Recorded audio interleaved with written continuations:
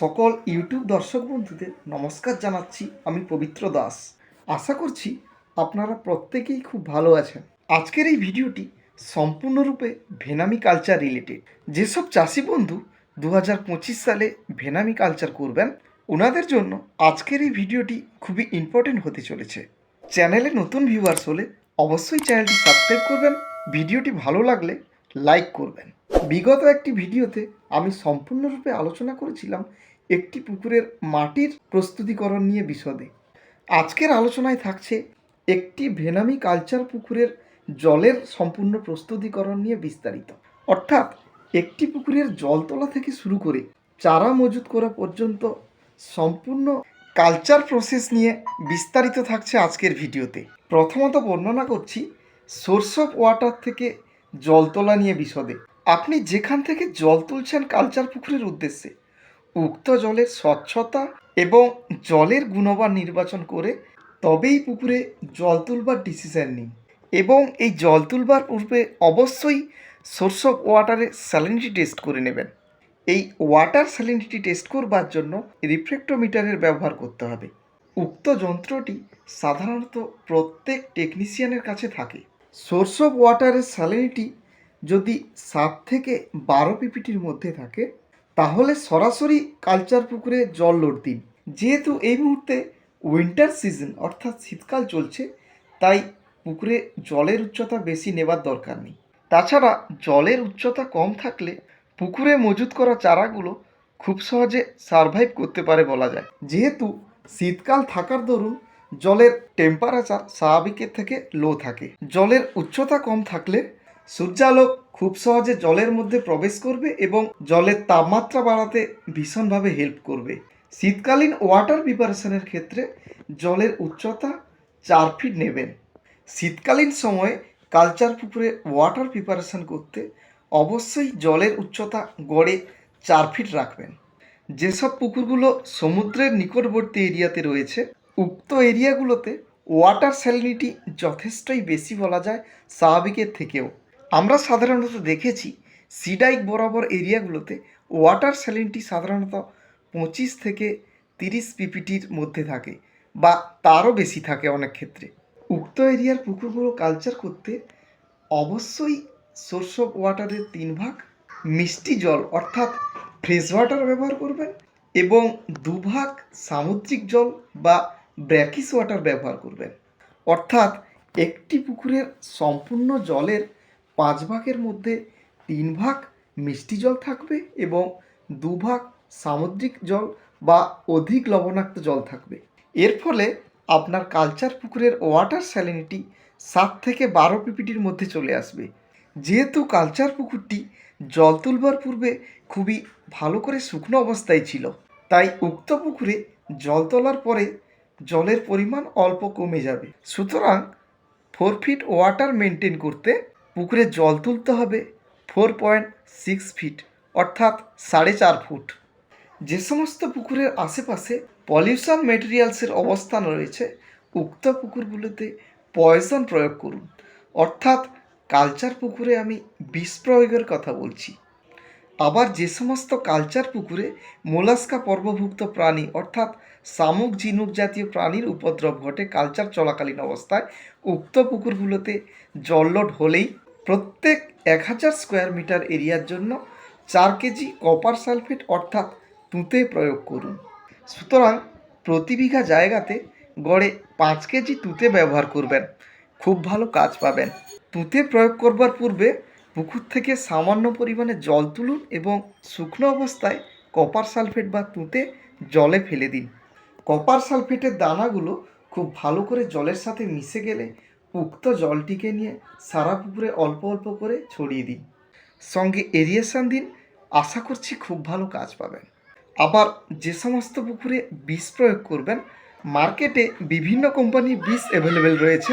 প্রত্যেকটি আলাদা কোম্পানির পয়জনের ডোজেস আলাদা হয়, তাই টেকনিশিয়ানদের সঙ্গে পরামর্শ করে উপযুক্ত পরিমাণে বিষ প্রদান করবেন।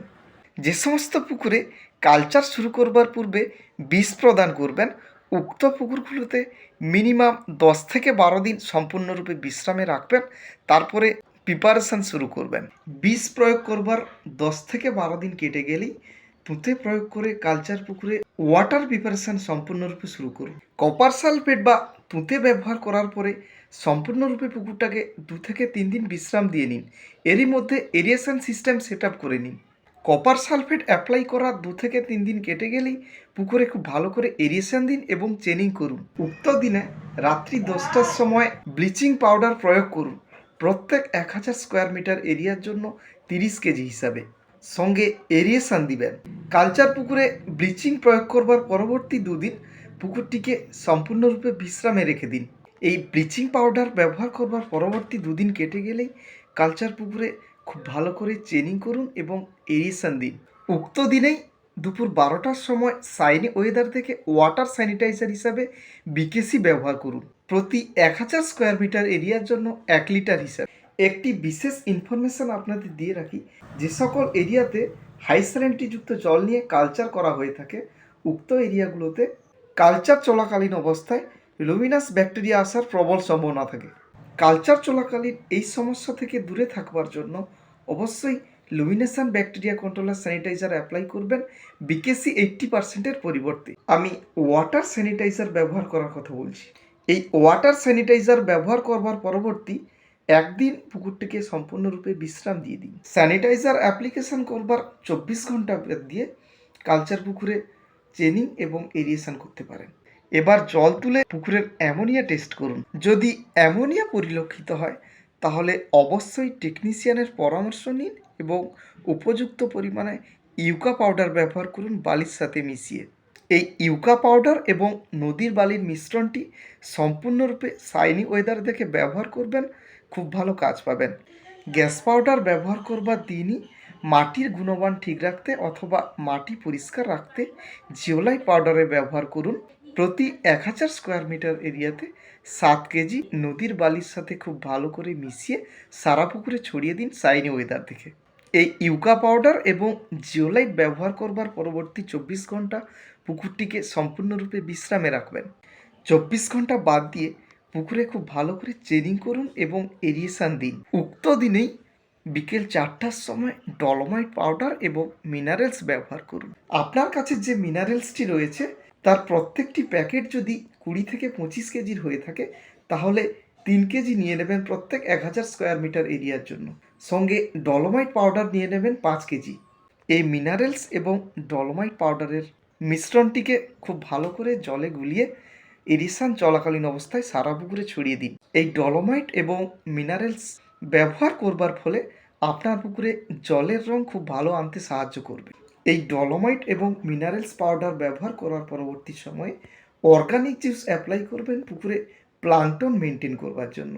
প্রত্যেক 1000 স্কোয়ার মিটার এরিয়ার জন্য অর্গানিক জুস প্রস্তুত করতে আপনাকে যে সমস্ত উপকরণগুলি নিয়ে নিতে হবে তার মধ্যে হচ্ছে রাইস পলিশ 4 কেজি অথবা আটা 4 কেজি, মোলাসিস 2.5 কেজি অর্থাৎ চিটা গুড়, অ্যাকোয়াকালচার ইস্ট 300 গ্রাম। জলে প্লাঙ্কটনের আধিক্য রাখতে অথবা খুব ভালো প্লাঙ্কটন আনাতে ভেনামি পাউডার ফিড 500 গ্রাম অ্যাড করতে পারেন। উক্ত উপকরণগুলিকে খুব ভালো করে একসাথে মিশিয়ে মিষ্টি জলে ভিজিয়ে দিন 3 দিন অর্থাৎ 72 ঘন্টা। উপকরণগুলি ভিজে থাকা অবস্থায় 72 ঘন্টা অর্থাৎ 3 দিন হলেই পুকুরে অ্যাপ্লাই করুন। ইভিনিং টাইম অর্থাৎ সন্ধ্যে 7টার সময় এরিয়েশন চালিয়ে ব্যবহার করবেন। চারা মজুত করবার পূর্বে 2 বার অর্গানিক জুস ব্যবহার করবেন, খুব ভালো ফল পাবেন। প্রথমবার অর্গানিক জুস প্রয়োগ করবার পরবর্তী সময়ে মাটি ঠিক রাখতে অথবা মাটিতে উপকারী ব্যাকটেরিয়ার পরিমাণ বাড়াতে সয়েল প্রোবায়োটিক ব্যবহার করবেন। সাইনি ওয়েদার দেখে সকাল 10টার সময় নদীর বালির সাথে খুব ভালো করে মিশিয়ে সারা পুকুরে ছড়িয়ে দেবেন। সয়েল প্রোবায়োটিক ব্যবহার করবার পূর্বে অবশ্যই টেকনিশিয়ানের সাথে আলোচনা করে সঠিক প্রয়োগ বিধি মেনে তবেই ব্যবহার করবেন। এই সয়েল প্রোবায়োটিক ব্যবহার করার পরবর্তী 24 ঘন্টা পুকুরটিকে সম্পূর্ণরূপে বিশ্রামে রাখবেন। পরের দিন খুব ভালো করে চেনিং এবং এরিয়েশন করবেন। উক্ত দিনে সন্ধ্যে 7টার সময় এরিয়েশন চালিয়ে অর্গানিক জুস দ্বিতীয়বারের জন্য ব্যবহার করবেন। তবে হ্যাঁ বন্ধু, অর্গানিক জুস ব্যবহার করবার সময় একটি বিশেষ সতর্কতা আপনাদের কাছে তুলে ধরি, সেটি হচ্ছে জুস ভেজানোর 3 দিন অর্থাৎ 72 ঘন্টার পরবর্তী সময় জুস ব্যবহার করবেন। বেশি দেরি করলে উক্ত জুসটি নষ্ট হয়ে যাবে। এই দ্বিতীয়বার অর্গানিক জুস ব্যবহার করবার পরবর্তী সময় শাইনি ওয়েদার দেখে ওয়াটার প্রোবায়োটিকের ব্যবহার করবেন। ওয়াটার প্রোবায়োটিক ব্যবহার করবার পূর্বে অবশ্যই বেনিফিশিয়াল ব্যাকটেরিয়াল স্ট্রেন দেখে নেবেন। ব্যাসিলাস গ্রুপ কম্পোজিশন যেন 10 বিলিয়ন CFU পার গ্রাম থাকে। টেকনিশিয়ানের থেকে পরামর্শ নিয়ে সঠিক প্রয়োগবিধি মেনে তবে ব্যবহার করবেন। এই ওয়াটার প্রোবায়োটিক ব্যবহার করবার পূর্বে 2 ঘন্টা আগে থেকে মোলাসিস বা চিটাতে ভিজিয়ে নেবেন উপযুক্ত পরিমাণ। চিটাগুড় এবং ওয়াটার প্রোবায়োটিকের মিশ্রণটি এরিয়েশন চলাকালীন অবস্থায় শাইনি ওয়েদার দেখে সারা পুকুরে ছড়িয়ে দিন, খুব ভালো কাজ পাবেন। ওয়াটার প্রোবায়োটিক ব্যবহার করবার পরবর্তী কাজ হচ্ছে পুকুরের ওয়াটার স্যালিনিটি টেস্ট করা। সিড স্টকিং পূর্ববর্তী সময়ে পন্ড ওয়াটার স্যালিনিটির সাথে সিড স্টোরের স্যালিনিটি ম্যাচ করবেন, তারপর পুকুরে সিড স্টকিং করবেন। কালচার পুকুরে ওয়াটার প্রোবায়োটিক ব্যবহার করবার পরবর্তী 72 ঘন্টার মধ্যে পুকুরে সিড স্টকিং করবার ব্যবস্থা করবেন। এই পদ্ধতি অবলম্বন করলে অবশ্যই খুব ভালো সার্ভাইভাল পাবেন আশা করা যায়। কালচার রিলেটেড যে কোনো সমস্যায় সরাসরি আমার সাথে যোগাযোগ করতে পারেন। সমস্ত দর্শকদের একান্তই অনুরোধ করছি, চ্যানেলে নতুন হয়ে থাকলে অবশ্যই চ্যানেলটি সাবস্ক্রাইব করবেন, সঙ্গে বেল আইকন প্রেস করে নোটিফিকেশান অল করে দেবেন। অসংখ্য ধন্যবাদ জানাচ্ছি সকল সাবস্ক্রাইবার্স তথা অডিয়েন্সদের এতক্ষণ ধরে আমার ভিডিও দেখবার জন্য।